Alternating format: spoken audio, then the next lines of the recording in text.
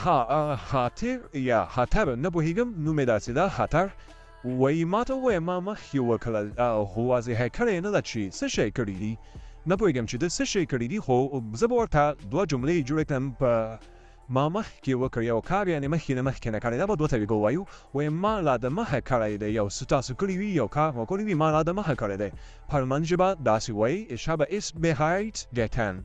Ich habe es bereits getan. بله طریقه داره وایي ما مخکې دا کار کړی دی یعنې مخکې نه مخکې څخه ich habe das schon gemacht Ich habe das schon gemacht. دوه طریقې دي دواړو باندې تاسو کولی شئ زده کړئ که کوم اسانه وي کله چې پوښتنه کوئ واضحه کوئ چې زه پرې پوهېږم ده اوس ویلي ما مخکې وکړل خو معلوم ده چې د کرکټ کړی ده د کار کړی ده د څه شی کړي دي خو بیا هم دغه جملې زده کړئ